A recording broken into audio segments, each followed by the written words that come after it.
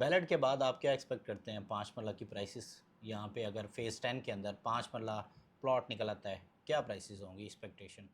मैं समझता हूँ कि इनिशियल स्टेजेस पे तो बहुत ज़्यादा हाई प्राइसेस नहीं होंगी, लेकिन शुरू में एक आध महीना लगता है प्राइस सेटलमेंट होने में। शुरू में ये तकरीबन अगर आज इसकी 30 लैक्स अप्रॉक्सीमेटली प्राइस है, तो ये कम से कम 40-50 के दरमियान मिनिमम इसका रेट, इंट्रोडक्टरी रेट या स्टार्टिंग प्राइसेस की अनाउंस होगी। कमर्शियल्स के हवाले से आप क्या देखते हैं कि काफ़ी ज़्यादा लोग क्वेश्चन ये आता है, 9 प्रिज़म में भी कमर्शियल फ़ाइल्स हैं और 10 में भी कमर्शियल फ़ाइल्स हैं। 9 प्रिज़म का और 10 का अगर कंपैरिज़न करें तो कौन-सी फ़ाइल्स हमें उसमें लेनी चाहिए? और दूसरा फ़ेज़ 10 का कमर्शियल यहाँ पे कैटेगरी कौन-कौन सी आपको मिल जाती है? फ़ेज़ 10 में जो कमर्शियल कैटेगरी है फ़िल वक्त तो 8 मरला और 4 मरला कमर्शियल फ़ाइल्स हैं। पहले 8 मरला फ़ाइल्स फ़ॉर सेल नहीं आती थी, लेकिन इस दफ़ा फ़ेज़ 10 में इन्होंने फ़ॉर सेल, लेकिन बहुत लिमिटेड, इसमें 8 मरला की कमर्शियल फ़ाइल्स हैं। तो 4 और 8 मरला ही ज़्यादातर कमर्शियल्स होते हैं किसी भी सोसाइटी में, डीएचए में भी। अब कंपैरिज़न अगर हम करें तो 9 और 10 का कंपैरिज़न इसलिए नहीं किया जा सकता, 9 ऑन ग्राउंड आ चुका है, वो ऑलरेडी मैच्योर्ड है। उसमें अगर आपको कोई फ़ाइल मिलती है तो वो किसी न किसी ऑलरेडी एग्ज़िस्ट करने वाले ब्लॉक में आएगी, या वो ऑलरेडी डीएचए के कोटा में प्लॉट्स पड़े होते हैं। लाइक जी ब्लॉक में लग जाता है, एन ब्लॉक में लग जाता है, एच में लोगों को अलॉटमेंट नहीं हुई, उधर आपका नंबर लग जाता है, ए और सी में लग जाता है। तो उसमें तकरीबन फ़िल वक्त विन विन सिचुएशन ही है।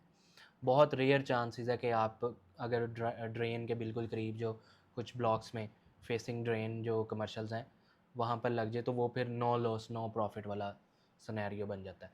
हाँ, अब फ़ेज़ 10 की अगर हम बात करें तो फ़ेज़ 10 में थोड़ा सा फाइल्स में हमेशा रिस्क फैक्टर होता है। आपकी अच्छी लोकेशन अगर निकल आए तो आप टॉप अच्छा प्रॉफिट रेशो निकाल जाते हैं। अगर आपकी डेड से डेड भी लोकेशन निकलेगी तो आपको कुछ ना कुछ प्रॉफिट होगा ही। और अभी चूँकि उसकी फ़ाइल रेट्स जो हैं काफ़ी मुनासिब हैं, तो I think I will recommend for long term holding phase 10। आप क्या समझते हैं फ़ेज़ 10 की जो फ़ाइल्स हैं, काफ़ी ज़्यादा लोग फ्रस्ट्रेटेड भी हमें नज़र आते हैं, ख़ास तौर पे अगर प्रिज़्म के मामले में देखा जाए, यहाँ पे थोड़ा पोज़ेशन और डेवलपमेंट काम में थोड़ा डिलेड रिस्पॉन्स डीएचए की तरफ से नज़र आया। फ़ेज़ 13 की प्लानिंग को भी अगर देखा जाए, तो वहाँ पे भी कहीं न कहीं लोगों के माइंड में ये चीज़ देखने में नज़र आती है। आप क्या समझते हैं फ़ेज़ 10 की इन्वेस्टमेंट क्या ये जल्दी डिलीवर होगा? और किस टाइम फ्रेम तक ये चीज़ें डिलीवरी की तरफ हमें जाती हुई नज़र आएँगी? और ये उसी तरह क्या डिलेड रिस्पॉन्स नज़र आएगा जिस तरह हमें प्रिज़्म 13 में नज़र आता है? अभी डीएचए की टीम बहुत एक्टिवली इन चीज़ों पे काम कर रही है। आपने देखा होगा रिसेंटली 9 प्रिज़्म की बहुत से पॉकेट्स, बहुत सी लिटिगेशन वाले एरियाज़ जो पिछले 10 सालों में क्लियर नहीं कराए जा सके, वो 10 दिनों में क्लियर किए गए हैं। अभी वाली टीम और पहले वाली टीम में थोड़ा डिफरेंस आपको देखने में आया होगा। अभी काफ़ी एम्बिशियस होके काम किया जा रहा है, और मुझे उम्मीद है कि बहुत जल्द आप फ़ेज़ 10 की भी बहुत सी गुड न्यूज़ सुनने वाले हैं, इंशाल्लाह। Like ballot and many more. तो मुझे लगता है कि by the end of 2027 phase 10 के लिए बहुत अच्छी गुड न्यूज़ आने वाली हैं। उसमें बैलेट भी हो सकता है, उसमें मेबी अर्थ ब्रेकिंग का भी काम शुरू हो जाए। लेकिन चीज़ें टाइम तो लेती हैं। अब एक 9 प्रिज़्म एक इतना बड़ा प्रोजेक्ट था, 40,000 कनाल से भी ज़्यादा का प्रोजेक्ट था।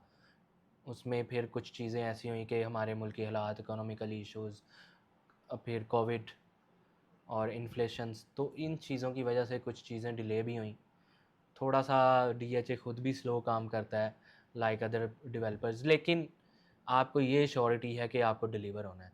अनलेस के आप दूसरे लोगों की तरह, दूसरी प्राइवेट सोसाइटीज़ की तरह 20-20 साल पेमेंट्स ही करते रहें, और फिर नई से नई पेमेंट्स करते रहें, फिर नई से नई पेमेंट्स, फिर कभी वो कुछ चार्जेस डाल देते हैं, कभी कुछ चार्जेस, और इन द एंड फिर भी वो या किसी और नए डेवलपर को आके टेक ओवर करना पड़ता है, या वो बंदा फ्रॉडुलेंट हो जाता है, जो उसने डेवलप कर दिया है वो अवेलेबल है, जो पीछे डेवलप नहीं किया वो फिर आपके नैब में केसेस चलते रहते हैं।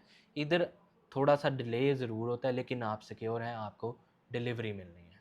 यहाँ पे आपकी बात से मैं एक और क्वेश्चन आपसे करता चलूँ। काफ़ी ज़्यादा लोग ये कहते हैं जी फ़ेज़ 10, फ़ेज़ 13 में जिस तरह हमारे साथ हुआ ये फ्रॉड है, फ़ेज़ 10 में भी फ्रॉड होने जाएगा। उस पे आपकी क्या टेक है? देखिए फ़ेज़ 10 की तो ऑलरेडी ऑन ग्राउंड ज़मीन आ चुकी है। फ़ेज़ 13 की स्टोरी थोड़ी डिफरेंट है। मैं पास्ट में जाना नहीं चाहूँगा। वो सभी को पता है, थोड़ा-सा उसमें कुछ स्कैम्स हुए थे। तो उस स्कैम को डीएचए का नाम ना ख़राब हो के डीएचए का नाम साथ लगा हुआ था, उसको इस कवर करने के लिए डीएचए ने इसको प्रॉपर ऑन किया। इसको एक फ़ेज़ 13 का नाम दिया, जैसे कि लाइक पहले इसका नाम था DHA city, x DHA city. तो इसको उन्होंने कवर करने के लिए, अपना नाम बचाने के लिए इसको एक प्रॉपर फ़ेज़ का नाम दिया, फ़ेज़ 13 में कन्वर्ट किया। अभी उसकी लैंड की कुछ सॉइल टेस्टिंग्स वगैरह भी डीएचए ने कराई हैं। तो देखें चीज़ों का प्रोसेस चल रहा है, इंशाल्लाह उसके लिए भी बहुत जल्द कुछ चीज़ें बेहतर ही होंगी।